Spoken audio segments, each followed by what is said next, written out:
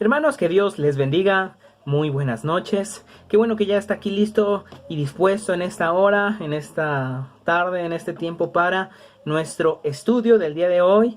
Me da mucho gusto verle conectado, me da mucho gusto ver que ya ha dispuesto su tiempo en esta ocasión para tener nuestro estudio de la palabra del Señor. Como bien saben, hemos estado hablando acerca del profeta Nahum en las semanas pasadas. Hemos estado hablando un poco, o bueno, bastante acerca de la ciudad de Nínive. Todo el mes pasado, a través de Jonás, estuvimos hablando de la ciudad de Nínive, de los ninivitas, y también las semanas pasadas hemos continuado hablando de eso, pero ahora por medio del profeta Nahum. Ambos tienen en común la ciudad de Nínive, aunque tocan un tema diferente, pero ambos tienen que ver con la ciudad de Nínive. Entonces, el día de hoy vamos a tener nuestra última sesión del profeta Nahum. La semana que viene vamos a seguir con otro tema, entonces, bueno, eso al final lo comentaré. Vamos a empezar con una oración y vamos a entrar a nuestra última sesión de estudio acerca del profeta Nahum. Padre, te damos gracias en esta noche porque tú estás aquí con nosotros, porque tú nos bendices, porque tú, Señor, nos provees de todo lo que necesitamos y principalmente, Señor, nos has dado la salvación por medio de nuestro Señor Jesucristo, por medio del sacrificio en la cruz y la resurrección. Gracias, Padre, por este milagro tan grande. Gracias porque nos amaste aún siendo pecadores y aún estando alejados de ti. Señor, ahora que nos disponemos en este tiempo a estudiar tu palabra, ruego que tú nos ayudes a entender qué es lo que tú nos muestras a través de la profecía de Nahum. Gracias por este mensaje que nos has dejado. Gracias, Señor, porque hablas a nuestros corazones. Ponemos este tiempo en tus manos. Pido por cada uno de mis hermanos que nos des entendimiento para comprender tu palabra, para comprender cómo es que tú te muestras a través del profeta Nahum. Nos ponemos en tus manos en el nombre de nuestro Señor Jesucristo. Amén. Entonces, hermanos, pasamos a la última sesión de estudio del profeta Nahum. Y la semana pasada nos quedamos hablando acerca del contenido, de lo que muestra el libro. Estábamos hablando acerca del capítulo 2, cómo es que se describe esta invasión que va a llegar a Nínive. Y lo último que mencionaba es este asunto de que siempre existe una vista panorámica, superior del Señor sobre los acontecimientos de la tierra, sobre los acontecimientos humanos. Mencionaba que cómo se manejaba el mundo antiguo, cómo es que los imperios iban haciendo conquistas, iban haciendo pues coaliciones, por decirlo de alguna manera, para conquistar otros imperios más grandes, con el fin de obtener poder, de obtener recursos, cualquier cosa. Y mencionaba que el Señor específicamente, estas cosas que pasan en el mundo, que a veces tienen fines políticos, según los humanos, son instrumentos para que el Señor cumpla su voluntad. Era lo que decía de que cuando es conquistada Nínive, es algo que humanamente se ve como pues una conquista, una pérdida grande para Asiria, porque fue la caída del imperio. La conquista de Nínive fue la caída del imperio asirio, pero pues fue victoria para los imperios que conquistaron, ¿no? Así es como se manejaba el mundo antiguo. Pero hay una vista superior, y es que el Señor, a través de esta caída de Nínive, estaba mandando un juicio por causa de su pecado de los ninivitas. Una vez, Asiria fue instrumento de Dios para llevar un juicio a su pueblo por causa del pecado de su pueblo, de Israel.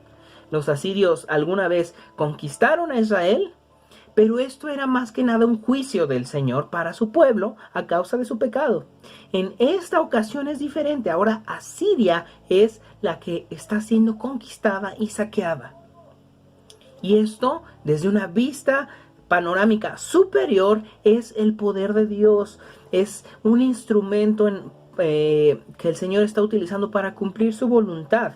Y así es como también sucede el día de hoy en nuestra realidad, en nuestro tiempo. Todo esto que pasa en el mundo, los gobiernos y todo esto que se ha escuchado, de nuevo una nueva orden mundial y todas estas cosas que realmente están pasando, no deben de sorprendernos. Y debemos de tener en cuenta que hay una vista panorámica superior, que es la del Señor. Que todas estas cosas tienen que pasar porque este mundo va a llegar a un fin. Y porque todo esto va preparando la antesala, va preparando el escenario para este gobierno encabezado por el anticristo. Todas estas son cosas que tienen que pasar y que ya están anticipadas en la escritura. Entonces, lo que va pasando en los gobiernos, todo esto que vemos que poco a poco se va acomodando, esto de la pandemia y todo esto, son cosas que van preparando un escenario para que la voluntad del Señor se cumpla, para que lo que el Señor ya anticipó se cumpla. Entonces, todo esto que está pasando primeramente no tiene que tomarnos por sorpresa, y en segundo lugar, es algo que esperamos que suceda. Entonces, el pecado cada vez se normaliza más. Esto es algo que tiene que suceder. Cada vez la persecución a los cristianos se va a hacer más grande. Esto es algo que tiene que suceder y que esperamos y que no nos tiene que tomar por sorpresa. El Señor lo ha anticipado. Esto se va a cumplir. Entonces, la manera en que vemos el mundo no puede ser con una vista humana. Tiene que ser con una vista panorámica superior, que es la del Señor, que está basada en la Escritura. Acerca de las cosas que van a pasar, ya sabemos que van a pasar. Entonces, como lo he mencionado antes, la situación del mundo en realidad no va a mejorar. Cada vez se va a poner peor, y más para los que hemos creído en el Señor. Cada vez se va a poner peor. Cada vez el cristianismo va a ser más perseguido. Cada vez el cristianismo va a entrar en una decadencia todavía peor, que ya la hay. Que ya tristemente muchas ramas del cristianismo se han infectado. Han aceptado cosas que el Señor detesta como buenas. Esto es algo que está sucediendo y que hay que esperar que suceda. Mientras tanto, lo que nosotros tenemos que hacer es ocuparnos de nuestra relación con el Señor y mientras predicarle a la gente. Aunque esto traiga persecución, pero es lo que esperamos. El Señor nos anticipó persecución. No hay nada nuevo. La historia de la humanidad siempre ha tenido una vista superior. Así como pasa en este caso cuando Nínive está siendo destruida, que es a final de cuentas un mandato de parte del Señor. Así la historia el día de hoy. Todo lo que está pasando son cosas que tienen que pasar porque ya fueron anticipadas por el Señor. Entonces, esto es algo importante. Vimos el capítulo 2, ahora pasamos al capítulo 3. Y en el tercer capítulo del libro de Nahum, vemos la parte final del libro. El juicio de Dios puede parecer implacable, pero su condenación está justificada, obviamente. El Señor está castigando por su pecado. Pero también hay una promesa de parte del Señor. Nínive fue una ciudad sanguinaria, una ciudad culpable de derramar la sangre inocente de otros pueblos. Entonces, el hecho de que el Señor esté ejecutando su juicio a esta ciudad es porque había razón. Y porque, como dice en los primeros versículos de Nahum, el Señor es lento para la ira. Es lento para la ira. No dice que no haya ira. Dice que es lento. O sea que la ira no sucede en un momento. O sea que la ira no es inmediatamente. El Señor va retardando su ira. La va aplazando. Nos va dando tiempo. El Señor es paciente, que esa es una de las descripciones más repetidas a través del Antiguo Testamento acerca del Señor, que Él es lento para la ira y grande en misericordia. Es lento para la ira. La ira la va aplazando. Es muy paciente. Él es muy misericordioso. Pero llega un momento en el que esa misericordia se acaba. Llega un momento en el que esa misericordia ya no hay más. Esto es lo que pasó con Nínive. El Señor le tuvo misericordia al pueblo. El Señor decide qué tiempo de la misericordia. En este caso, con ellos fueron 100 años más o menos. Porque pasaron 100 años de Jonás a Nahum. 100 años más o menos fue el tiempo que pasó. Que ellos estuvieron en pecado, con conciencia. Ese es el problema. Pecado consciente. La primera vez el Señor tiene misericordia de ellos porque ellos no se daban cuenta. Estaban tan cegados que no podían diferenciar entre lo que estaba bien y lo que estaba mal. El Señor tiene misericordia de ellos. Pero ahora, una vez que han sido iluminados, ya no puede tratarlos de la misma manera. Ellos ya no pueden pecar de la misma manera. O no deberían. Y en ese sentido, si hemos sido iluminados por el Señor, no deberíamos pecar de la misma manera que antes, como los ninivitas. Nínive fue una ciudad sanguinaria. Y esta descripción es en Nahum. O sea, ellos habían vuelto a ser sanguinarios. Muy sanguinarios. O sea que el placer de ellos estaba en derramar sangre de la gente. Era una ciudad conocida por el engaño, la falsedad, el robo y las atrocidades que cometían. Tales monstruosidades ofendían a Dios, así que su veredicto era inevitable. Y más, esto es importante porque ellos ya tenían conocimiento de... Ellos ya sabían que sus prácticas habían ofendido a Dios y ahora las volvían a hacer. Y esto, como lo he mencionado antes, tiene que ver con la responsabilidad de los que vieron a Jonás, de los que escucharon el mensaje y de las generaciones.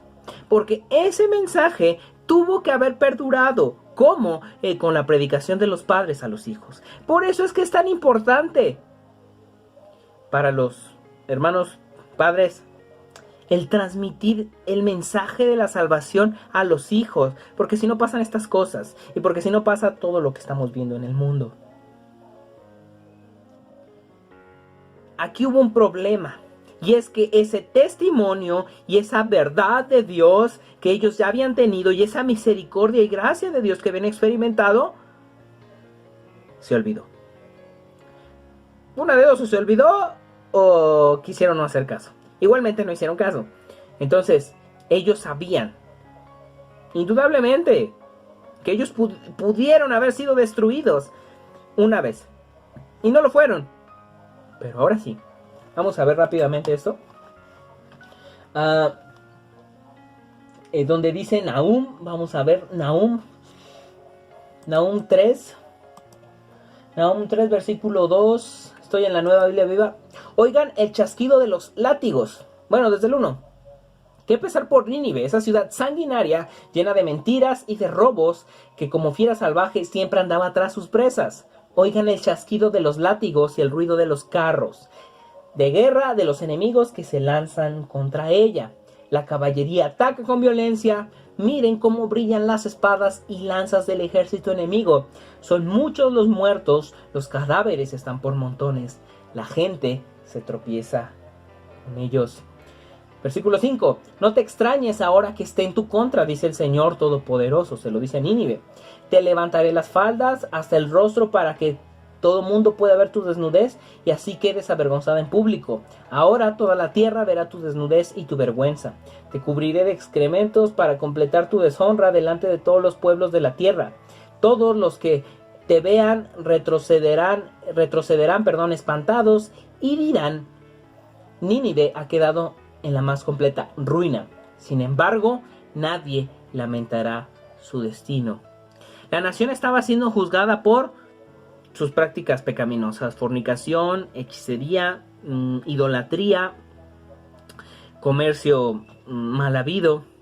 El Señor estaba a punto de exponer su pecado. Y tristemente nadie se dolería de la situación de Nínive. Esto es algo duro, muy de lo que estaba pasando, porque la razón del porqué de la ira de Dios es esa: que ya no había excusa para ellos. Ya no había como de, es que no sabíamos, es que nadie nos dijo. Ya no podían decir eso, porque sí, alguien les dijo. Ese es el problema. Claro que les habían dicho, claro que lo sabían. Y luego más con lo que dijimos que el testimonio de Jonás permaneció. O sea, no fue algo que simplemente supieron y ya, sino que fue algo que fue transmitido, pero transmitido porque a Jonás lo hicieron como un hombre importante dentro de la cultura. O sea, ellos sabían, ellos no tenían excusa, no tenían un pretexto. Ellos ofendían a Dios. Y el Señor estaba a punto de destruirlos. ¿Cómo? A través de otra nación, a través de otro imperio, a través de un ejército, que era otra nación. Como Tebas, ciudad egipcia que cayó pese a sus numerosos aliados y poderosas defensas, Nínive no escaparía al juicio divino. Todos los esfuerzos para sobrevivir serían inútiles. Y lo fueron. Porque cuando se presentó la guerra, la batalla, no hubo manera para detenerla. Es un evento triste lo que sucede aquí. Dispersa sus tropas, muertos sus príncipes y perdidos por los montes sus habitantes. Así es como iba a terminar Nínive y así es como terminó. El juicio de Dios ha llegado y los pueblos que una vez fueron víctimas de Asiria celebran las noticias de su caída, obviamente. Versículo 19. Versículo 19 dice: no hay cura para tu herida, es demasiado profunda para curarla. Todos los que sepan de tu desgracia aplaudirán de gozo, porque ¿dónde se podrá encontrar a alguien que no haya sufrido con tu crueldad? Es que Asiria era el imperio más grande, era la potencia del mundo en aquel entonces. No había imperio más grande que Asiria, y la capital Nínive. No había más grande, no había nadie más poderoso. Ellos tenían a la disposición lo que quisieran hacer. A los pueblos que querían conquistar, los conquistaban. De maneras muy lamentables. Entonces, el Señor ahora está mandando juicio. Y obviamente la gente que ha sufrido ve que han caído y se van a alegrar y se van a gozar. Y no van a lamentarse que Nínive haya caído. ¿Quién celebraría? ¿Quién se dolería por eso, no? Poniéndonos del otro lado. Ellos están cayendo a causa de su pecado. Bueno, entonces, la fecha de este suceso es importante porque lo que sucede en la caída de Nínive es un evento registrado. Y si usted busca allí en internet, le pone la caída de Nínive, ahí está el relato histórico. O sea, la profecía de Nahum se cumplió. En Nahum 3, 8 al 10, el profeta habla de la ciudad egipcia de Tebas. Esto lo acabo de mencionar. Esta ciudad cayó en el año 663 antes de Cristo. Y está haciendo una comparación entre esta ciudad que es Tebas, que era una ciudad muy fuerte, tenía muchos aliados e igualmente fue destruida por mandato del Señor. Le dice, ¿qué acaso tú vas a ser mejor que Tebas? Pues no, tú también vas a caer. Entonces, la caída de Nínive, el tema principal de la profecía, el tema principal de Nahum, sucede en el año 612 antes de Cristo. ¿Ok? Entonces, Nahum da la profecía y esto se cumple en el año 612 antes de Cristo. ¿Por qué mencionamos esto? La profecía de Nahum debe encontrarse entre estos dos acontecimientos. ¿Por qué? Porque Nahum habla de la caída de Tebas, que fue en el año 663, acabo de decir. Después, la profecía fue después del año 663, pero antes del año 612. Recordamos que cuando hablamos de las fechas antes de Cristo, van hacia atrás, así como ahorita vamos del año 1, 2, 3 hasta el 2000, ahorita estamos en el 2022 y los que vengan, pues de antes de Cristo pues se cuentan hacia atrás, ¿no? Entonces se van haciendo menos hasta que llegan al nacimiento de nuestro Señor. Entonces, sucede la caída de Tebas en el año 663 y en el 612 cae Nínive. Entonces debe haber un entrelapso de tiempo del 663, que van a ser más o menos 50 años, entre el 663 y el 612. En ese periodo de 50 años es donde el profeta Nahum da su profecía. Y porque recoge estos dos eventos, uno que ya sucedió y el otro que está por suceder. Entonces, es muy probable que este mensaje haya sido dado antes, un poco antes de que la destrucción de Nínive. Porque también habla acerca de algo que ya está pasando. Y en el relato que encontramos documentado de la caída de Nínive, vemos que no fue inmediato, o sea, no fue que llegaron a Nínive y ya conquistaron, sino que fue un ataque estratégico con ejércitos. Entonces fue algo bien planeado, no sucedió inmediatamente. Puede ser que a partir de que ya había empezado una conquista de algunas partes del imperio,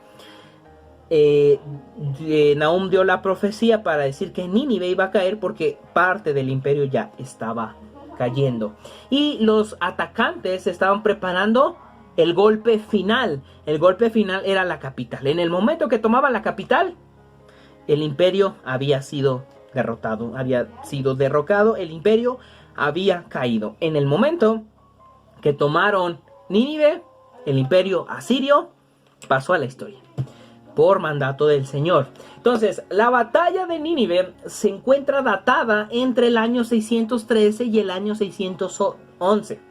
La fecha más exacta es el año 612, a través de los relatos históricos registrados. Entonces, esto que vemos del lado izquierdo son las ruinas de Nínive. Del lado derecho vemos una pintura que representa la batalla que sucede en Nínive. No se alcanza a distinguir del todo, pero hay muchas personas ahí. Y pues está siendo como incendiada la ciudad. Vamos a ver esto. Aquí punto importante. Esto es el relato histórico. Esto no es lo que dice la Biblia, sino el relato histórico de lo que pasó en la caída de Nínive. Rebelándose contra los asirios, un ejército aliado que combinaba las fuerzas de medos y babilonios sitió a Nínive y saqueó 750 hectáreas de lo que era en aquel momento la mayor ciudad del mundo. O sea que el imperio no más era un imperio grande, sino que la ciudad era una ciudad grandísima. 750 hectáreas es un terrenazo grandote. Una hectárea de por sí es mucho. 750 hectáreas de lo que cubría la ciudad. Debía cubrir mucho más. Entonces, el ejército que actuó contra Asiria estaba compuesto por medos y babilonios. Ellos hicieron una alianza y fueron contra Asiria. En el año 612, los babilonios, ellos empezaron a hacer guerras, empezaron a hacer una serie de guerrillas. Entonces, bueno, en el año 612, los babilonios volvieron a reunir su ejército y se unieron al rey medo Ciaxares. No sé bien cómo se pronuncia. Este rey medo Ciaxares acampando contra Nínive. Este fue el golpe final. Este fue para terminar de conquistar el imperio. En el año 612, los babilonios se juntaron hicieron una alianza con los medos, específicamente con el rey. Entonces, teniendo la alianza, asediaron la ciudad durante 3 meses. Y en agosto, específicamente, por ahí leí el dato que el 15 de agosto del año 612 a.C., rompieron las defensas y comenzaron a saquear e incendiar la ciudad. El 15 de agosto del 612 a.C. fue la caída de Nínive. Después de los 3 meses de asedio en los que estuvieron ahí en un... ¿cómo decirlo? Esperando el momento preciso. Después de los 3 meses de estar ahí, en agosto, las fuerzas unidas de los medos y los babilonios asaltaron a Nínive, la capital de Asiria, la tomaron y ese día cayó el imperio asirio. El último rey asirio fue Sin-Shar-Ishkun. Y este rey murió durante el asedio. Obviamente el imperio todavía quedó algo de él, de este imperio, y todavía hubo algún otro rey por ahí, pero ya, realmente Asiria había sido ya destruida, derrocada, la capital había sido destruida, y el rey asirio, del momento, que estaba en ese momento, murió. Murió y pues fue destruida la ciudad. Fue destruida y todo terminó. Fue destruida y el juicio del Señor terminó. El juicio del Señor fue cumplido. Como lo dije, este relato está datado históricamente.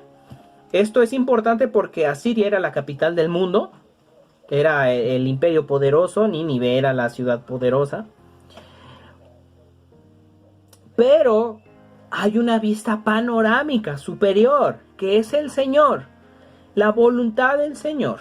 El Señor utilizó como instrumento a los medos y a los babilonios para que Nínive cayera. O sea, como lo dije, de manera muy humana, esto tuvo que ver con fines políticos y de poder y todo eso. Sí, ciertamente sí. Pero el Señor utilizó a estos hombres, a estos ejércitos, a estos dos ejércitos, a estos dos imperios que hicieron una unión para derrotar para hacer caer, para ejecutar su juicio al imperio asirio. Y así sucede más adelante, claramente, porque después viene Babilonia, el imperio babilonio se hace fuerte, y el imperio babilonio también es utilizado por el Señor para ejecutar un juicio, pero el imperio babilonia tiempo después también recibe el juicio del Señor porque ellos también pecaron contra él. Entonces vemos una vista de cómo los imperios se conquistaban unos a otros y uno tomaba poder más que otro, pero al final es el Señor estando por encima de todo eso. Al final es la voluntad del Señor estando por encima de todo lo que históricamente conocemos. Ha estado el Señor por encima de todo eso, y a través de esas cosas el Señor ha ejecutado su voluntad. Finalmente vamos a mencionar esto rápido como una aplicación personal acerca de Nahum. Este libro describe lo serio que es el pecado ante los ojos del Señor y la actitud que el Señor tiene en contra del pecado. Aunque su misericordia y paciencia pueden hacer que el juicio de Dios se posponga durante mucho tiempo, habrá un día en el que nos presentaremos delante de Dios a rendir cuentas. Tarde o temprano llega ese momento. El juicio de Dios y su justicia son imparables. Dice ahí en el primer capítulo que Él no tendrá por inocente al culpable. Ningún poder humano o sobrehumano puede resistir la fuerza del juicio del Señor. Su dominio se extiende sobre todo lo que existe, se sienta sobre el estrado como juez y Él juzga a las naciones. Y Él nos juzga. Hemos sido juzgados por el Señor. Pero los que hemos creído en Jesús, hemos sido ya juzgados. Nuestro juicio se llevó a cabo en la cruz, porque Él sufrió nuestro castigo. El castigo que merecíamos nosotros cayó sobre Él. Hemos recibido ya el castigo del Señor en Jesús. Pero no solo eso, hemos recibido su bendición. Entonces, Nahum debe movernos, debe llevarnos a una reflexión acerca de el pecado en nuestra vida. A veces llegamos a pensar que podemos vivir apartados de la voluntad de Dios, que un pecado no va a hacer tanto daño, que una vez y no pasa nada. Dice ahí que el Señor no tiene por inocente al culpable. Nahum a lo que nos lleva es a generar una conciencia acerca del pecado y de cómo es el juicio del Señor en contra del pecado. Debemos tener mucho cuidado. Las más temibles palabras que nadie pudo escuchar jamás son aquellas que Dios dice a Nínive. Pues Dios se pone en contra de ellos y les dice: yo estoy en contra tuya, en el capítulo 2, versículo 13. Es necesario reflexionar con sinceridad lo que hay en nuestra vida y las maneras en que nos manejamos. El pecado es algo grave, verdaderamente grave, y el Señor tendría el derecho de hacer esto con nosotros, pero no lo hace, porque tuvo amor y misericordia por medio de dándonos al Señor Jesucristo. Pero Él podría hacer esto en cualquier instante.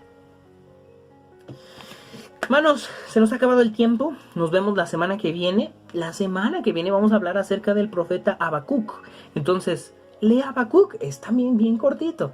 Nos vemos la otra semana y si tiene alguna duda o alguna pregunta puede acercarse. Y no olvide asistir a las actividades. Nos vemos, hermanos. Que Dios les bendiga.